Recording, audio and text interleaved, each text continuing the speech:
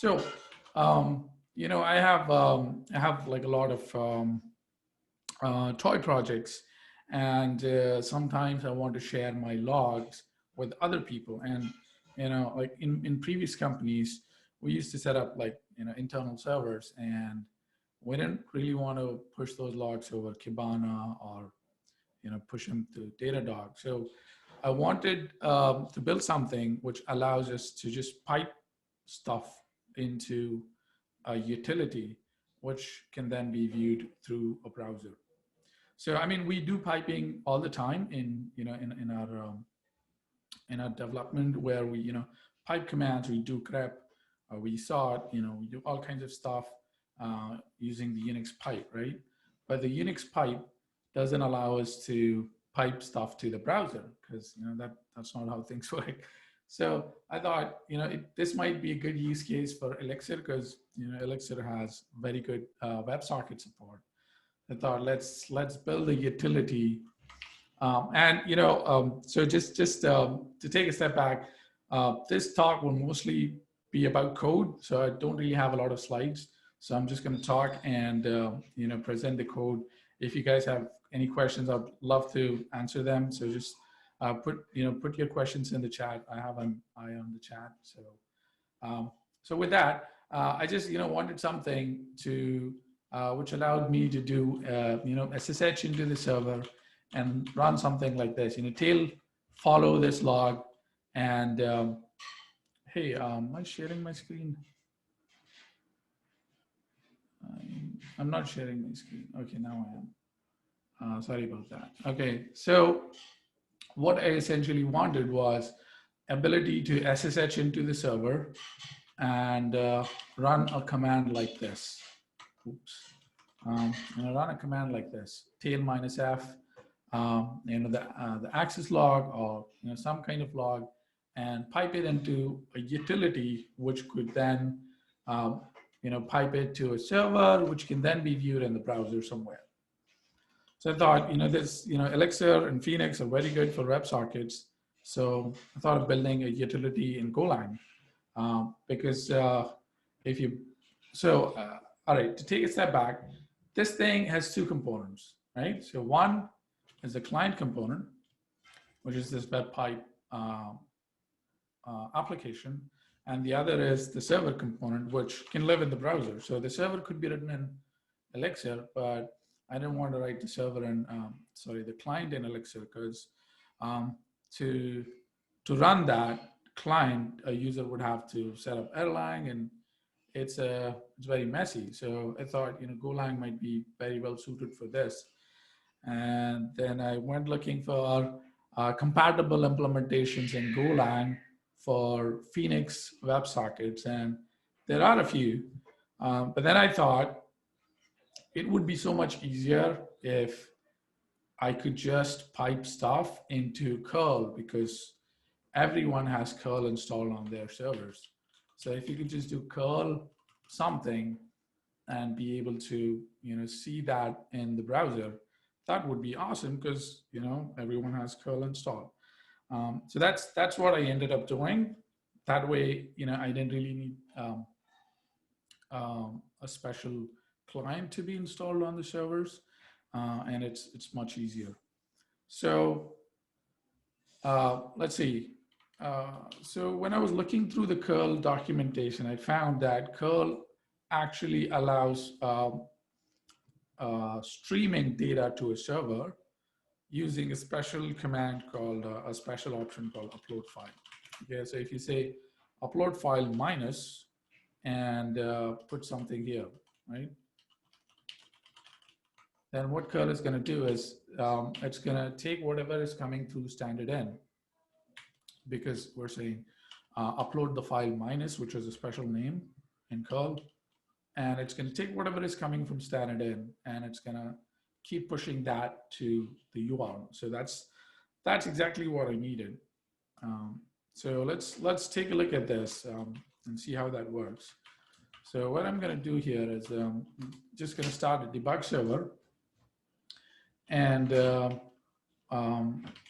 what I have here is, to test this out, I set up a shell script called forever, which all it does is, while true, it just prints everything is awesome and sleeps for 300 milliseconds.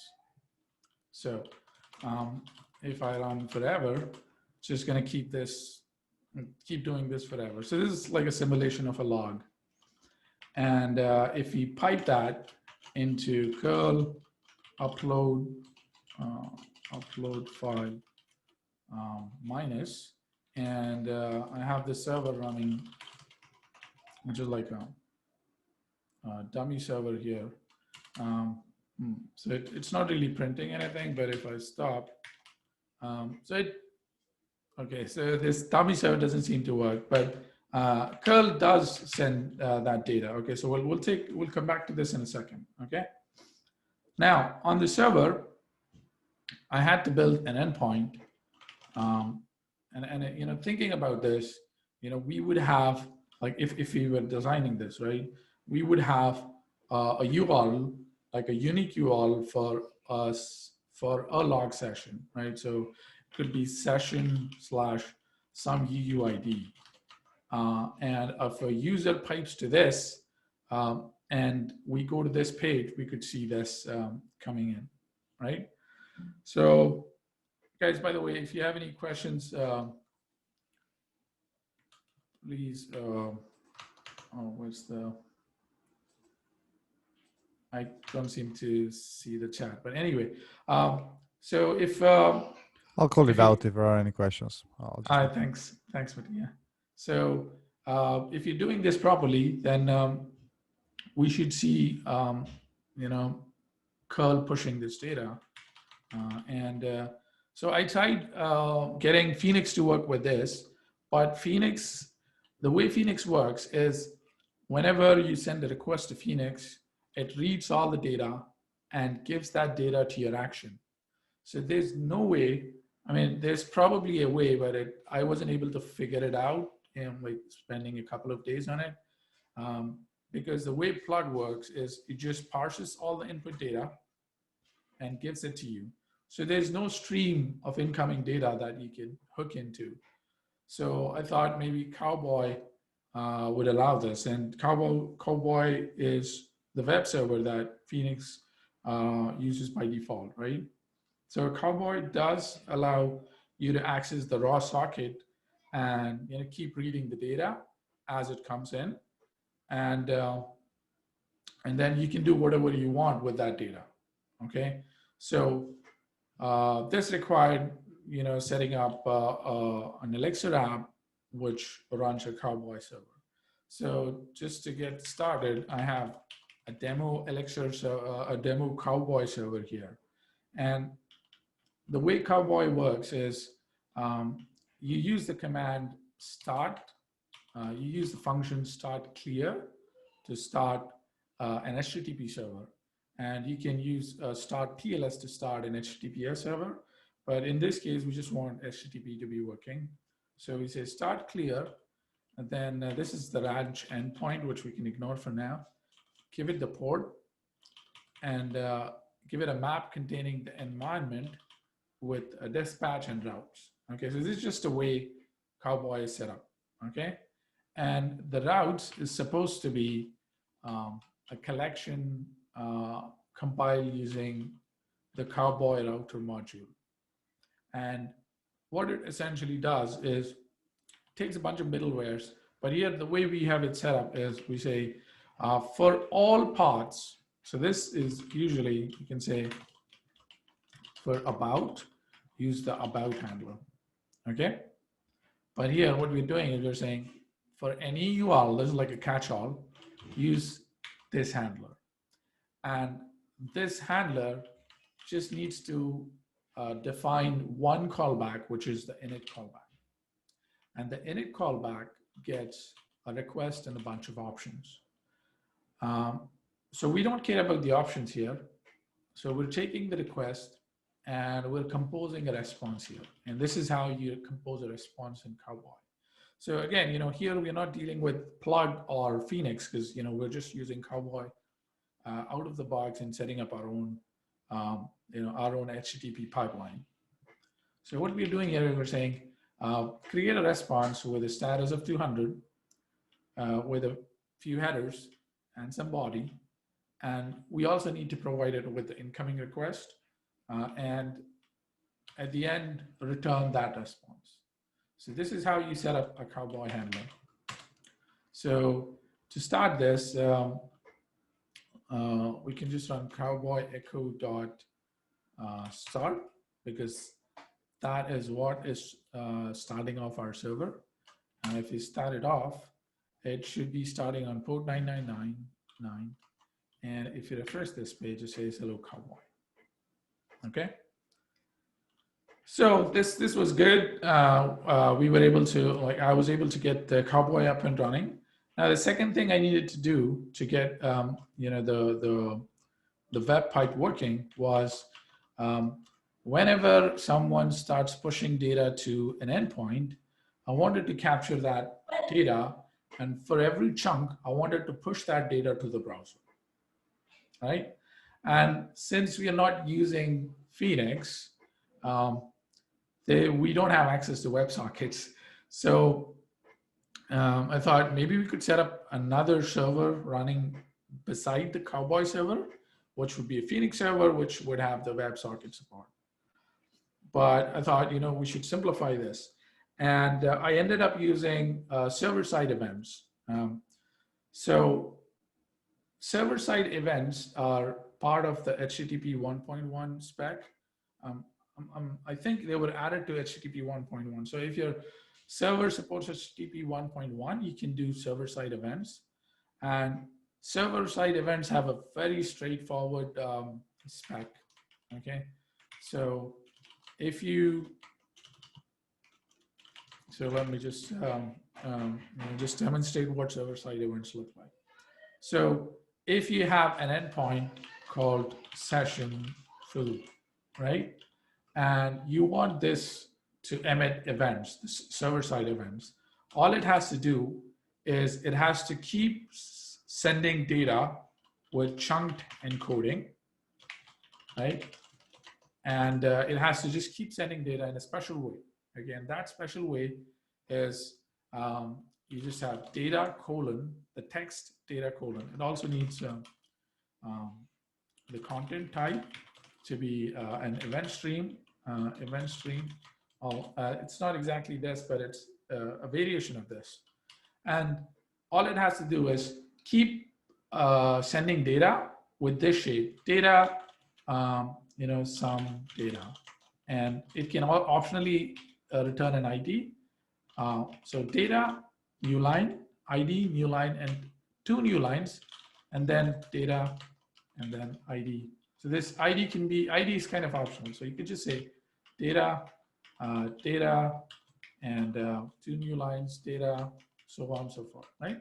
So for a web server, to start pushing events to a client, all it has to do is just have a connection which just keeps returning this data, okay? So, and I'm gonna show you a quick demonstration of this.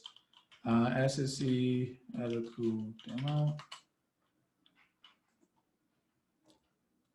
So this guy, if you look at this in the network tab, you see there is an events request going out. And if you look at this request, look at the headers. The response header has a special content type is text event stream. And oh, this is actually using Cowboy, so that's good. And transfer encoding is chunked, right? So those two things. And if you look at the connection, it's up all the time, right? So this connection is not getting closed. The server hasn't stopped sending back data. And the way it sends data is, so let's actually look at this guy in curl. So let's copy this link. And if you make a request for this guy in curl, we'll see there's a special keyword called retry, which specifies how often the client can retry, and this says 2 seconds. And the server is just now sending us data, and the data has An ID, it can optionally also have an event type, which tells us what kind of event it is, and then the data. And the data can be anything. So our web pipe, when it gets data, it's going to get data in this fashion. Okay. So with that, let's actually go to the implementation of the server. So what we have here is we have the server, which is starting cowboy. Let me just zoom this in. So we have a server, which is similar to our old server. The port is 8080. Environment dispatches these routes, okay? And the routes here, similar to our demo cowboy, here we have a catch-all route for something called HTTP handler. And the HTTP handler has the init callback, which is doing all the heavy lifting, okay? So let's see what we're doing here. So what we're doing here is we are as soon as the code hits this line, it prints out an info message with the request method, the request path, and its own PID. So the way Cowboy does this is for every request, Cowboy spins up a new process. And that process is responsible for sending the response. So if you have like 1,000 requests, it spins up 1,000. If you have 1,000,000 requests, it's going to spin up 1,000,000 processes. Then each of those processes is going to be responsible for each of those responses. So that actually helps us make things easier in our case. So what we have here is we have a very simple router which looks at the request method and the request path. And what it does is, if the request method is get and the path is slash, it tries to render the index page. And if you go to the index page, all it does is it creates a response with a status code of 200, content type text HTML, and it renders a page called index HTML. And if we go there, all it does is it goes to the private directory, and reads the file called index HTML and does an EX eval to allow us to use IEX in here. So so now, you know, this can have like IEX commands like percentile datetime dot UTC net, something like that. And if you look at this file, it's very straightforward. It's just an HTML page with just some hard-coded data, okay? And to start the server, we'll have to open our IEX and make it load up, you know, the whole app. And what we have here is we have the function server.start spins up the new server. So if you do webpipe.server.start, this spins up the new server. And now we can go to localhost 8080. And this page is this plain HTML. Okay, so nothing fancy there. So this just has some style sheets, and we added that date time stamp here. Let's just get rid of that. It's just for demonstration purposes. And what we have here is we have a command which can be used for a demo. So once you SSH into the server, you just say tail -f curl. This is the same command that we just saw a minute ago. And this ID can be any ID for us. So let's take a step back and look at the code, right? So we go to Webpipe. We just looked at how the index page was being rendered, right? So we're just rendering an HTML file, nothing fancy. And then we have this route. Let's ignore that for a bit. Let's get back to that in a bit. And this route, right? So this route says when when the request matches this, which is either get or put or post or patch. Actually, let's go to this guy.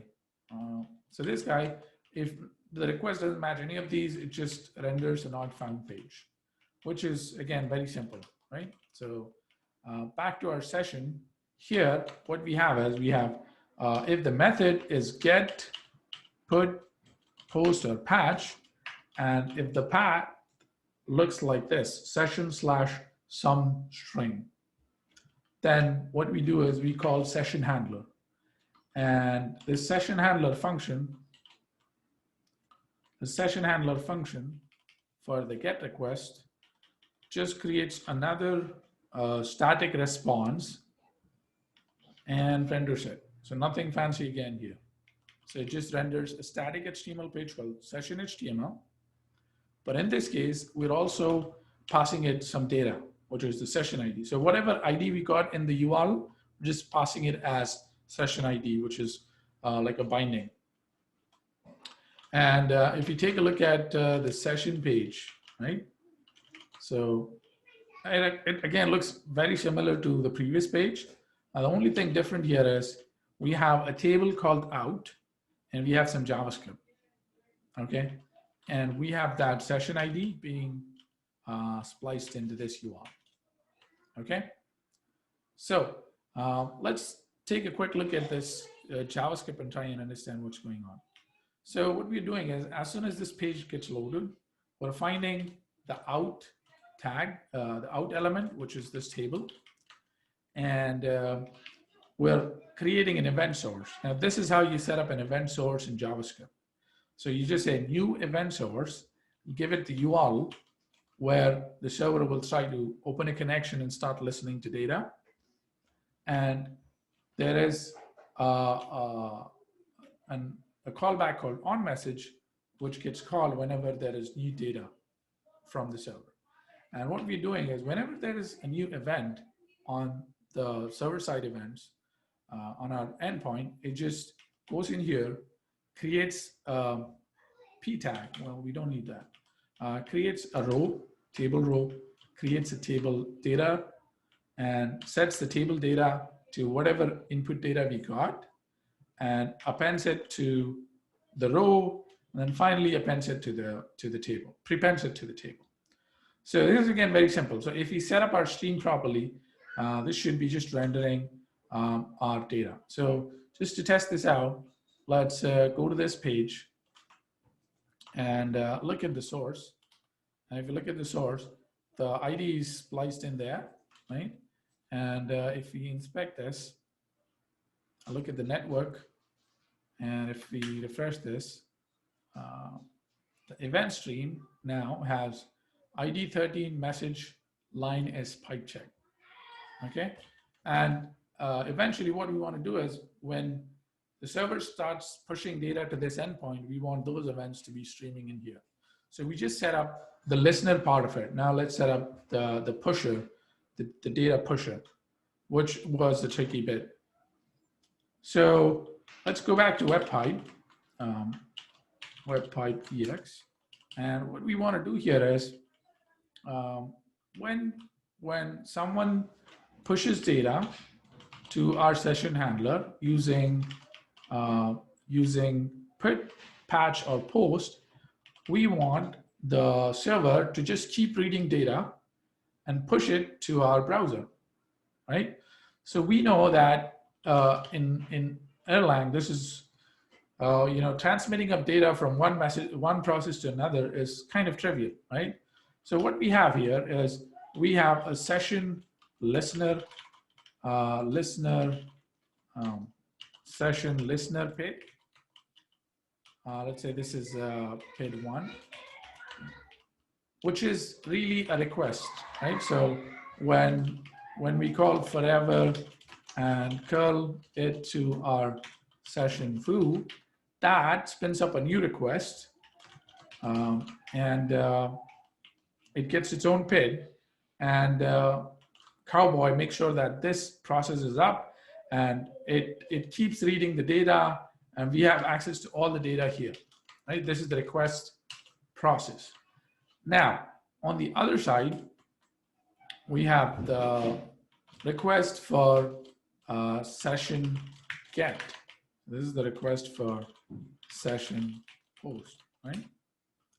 So when you go to the browser and open this page, we're just rendering this simple HTML page, right? So that request is not lasting long, but we're also opening a request to a server-side event, right? So if you look at the network, we're opening a request to this particular page, which is a live connection, right?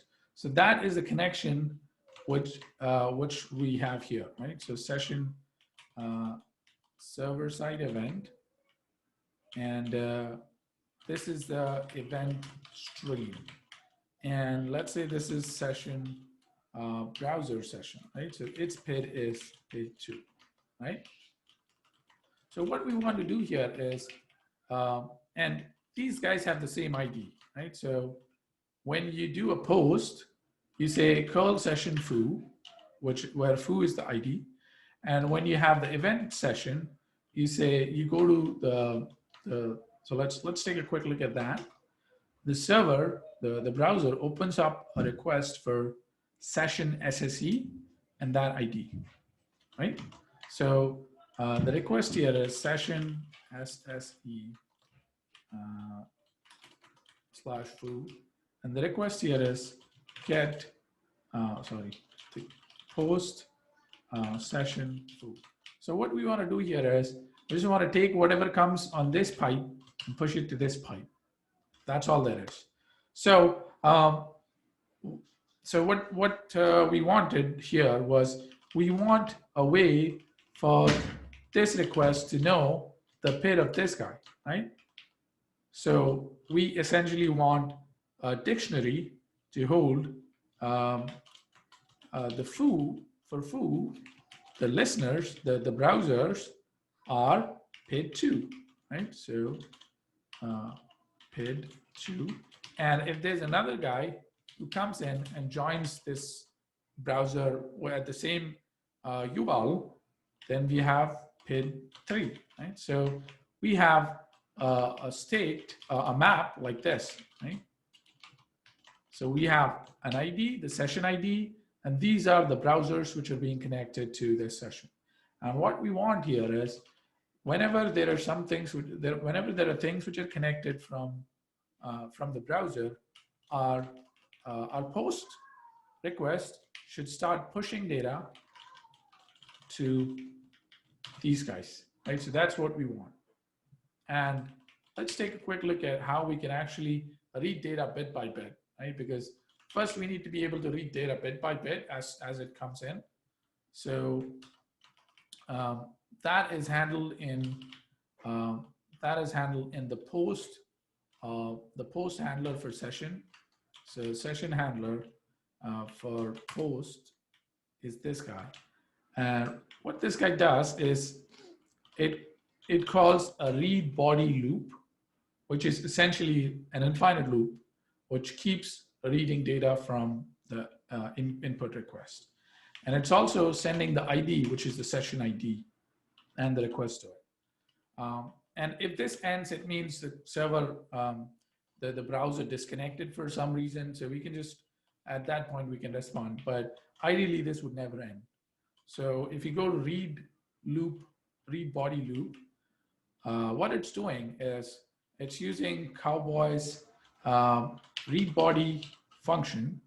And read body function has a special, it takes a bunch of options. One of those is the period option. So if you ever want to read the body from time to time, like every 100 milliseconds, this is how you do it. You say, Cowboy read body, but give me back data for every 100 milliseconds. This way, it doesn't wait for the request to stop, finish, till it gives you the data. So plug by default, and Cowboy by default, what it does is, let's say you try to upload like a gigabyte file. Well, not a gigabyte file. Let's say you try to tail the logs and push it to Cowboy. It doesn't give you the data line by line. what it does is it waits for the file to become like really, really big and then gives you that data. Now, we don't want that. We want it to give us data every 100 milliseconds. And we want to take that data and push it to the browser, right? So that's the way we do it. We say, for every 100 milliseconds, just read the data. And Cowboy, what it does is, if it has more data, it just returns a special tag tuple called more with the data and the request. And here what we're doing is we're just pushing that data on that ID. And then we're going back to reading it. So this is kind of an infinite loop, right? And if it ever reaches the end, it just pushes the data and just returns normally. It doesn't get into a tail recursive loop. So now the fun stuff is in the push data function. So the push data function, what it does is if the data is empty, right? If there's nothing to push, we don't do anything, right? But if there is some data to push, what we do is so previously we said that we wanted to keep the state somewhere, right? The state containing the session ID to the browser process mapping. So we store it in an ETS table, and we're initializing that table right here, where we're saying, create a new ETS table with the name sessions, has to be a name table, it has to be public because we're writing to it from multiple places, and we want it to be a bag because one session can have multiple browsers connected to it. So we want one session to have multiple values. And so that's how we initialize it. And let's take just a quick step back. Yeah, so let's see. So what we're doing here is we're saying that ETS table is supposed to store our session state. So it looks something like this. Foo, if that's the ID, that's your unique session ID. It keeps map of PID1 and PID2, and then for bar, so on and so forth, right? So it just keeps the state in it. And so what we're doing here is we're saying, look up for sessions for this ID. Now this guy is gonna say, I don't have, like if nobody's connected, it's just gonna return an empty list. But if things are connected, it's gonna return the ID foo with the listener. So, so this might actually be a bit problematic. So very quickly, if we try to create a new table of type bag, right? And say PID is V, and I'm just gonna insert one test. So this is not a name table, so PID test 3, right? So now if you look up 1 here, it gives us 2 elements, which is good, right? Which is what we're doing here. So we're getting those 2 elements, we're looping over them, and one of them is the ID, the other will be our PID, right? And what we're doing is we're just sending it a message. So every time we get the data, we're just sending that PID a message called data with a tag tuple called data and the data, okay? So again, very straightforward stuff, right? So here we're just pushing the data over to this process. And since Cowboy requests are, gen servers and Erlang processes, this is fairly straightforward. We just have a browser process. We're just sending a message to that process, which then is supposed to take up that data and push it to the browser somehow, right?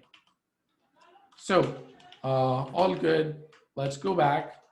Now we've looked at the pushing of the data, right? So how we are pushing the data. Now let's see how, when the browser is connected, how it gets the data, right? So if we go back and look at the routes, we have a route called session SSE, which also has a similar shape where it says session server-side events, gets the ID, and when you call that, it calls this function called session event source handler, okay? And again, this guy also gets the ID because that's the thing that tells us, that's the thing that glues everything together, right? So here, what we have is whenever a browser process is connected, what we're doing is we're saying, I'm going to insert a record in the sessions table for that ID with my process ID. So this way, whenever a new browser connection is started, the first thing it does it inserts into this sessions table something called pid2 for foo. Right? So this is the first thing that happens. And as soon as this is set up, the pusher can now pick this up and start pushing it data. Right? And all this guy is doing now is returning a response, which is a 200. But Cowboy, if you're using server-side events, you can't just use the standard response. You have to use the special function called stream reply, and which has a similar, say, the status is 200, and this is the special header that we return, right? Text event stream, which tells the browser that, hey, you know, this response, this particular request, it's not your typical request. This is a request which emits server-side events. And here, all we're doing is, so here, just to make sure that our setup is all good, we're emitting a message, we're sending a message to ourselves called tick, and we're sending it after 10 milliseconds. And this guy returns a special tag tuple called Cowboy loop, which tells Cowboy that, hey, this is a special kind of response. Don't return like a standard response right away. Don't kill this process. Just wait for this process. And whenever I keep pushing data, emit that data to the browser over that request, right? And here, this is how we can listen to messages on this particular request, right? So we send a request, we send a message called tick to itself, and 10 milliseconds after, we get a message called tick. And here we're calling a function called emit event with the data and request, just returning an OK request state, right? So nothing fancy. And if you look at emit event, all it's doing is it's calling Cowboy's stream events function, and it's just giving it a unique ID, and it's encoding the data with a JSON utility library and with a key called line data as data, and with an atom called nofin, which tells Cowboy that this isn't finished yet. If you want to end the stream, you can say fin, and that will end the stream. But here we have like a long connection, so we don't want to say fin. And what it does is it just emits an event called pipe check, right? So this is happening whenever a new browser connection is opened, right? So now if I go to localhost 8080 session foo, right? So we see this pipe check message as soon as we connect. And if you look at the event source, that's the first message which is sent, and it's encoded like this, right? Now, if you want to push data to this, let's see how that happens, right? So we can just say forever curl upload file minus and that URL, right? And if we did everything right, this should be getting all the data, right? So here now we kind of have our full utility where, you know, we have something which is tailing the logs, sending the data over to our server, right? And we have a little bit of JavaScript, which is just appending the messages to the top. And right now this could be anything. But let's try to open a bunch of these. So if you open a bunch of these, each of these should be getting those messages.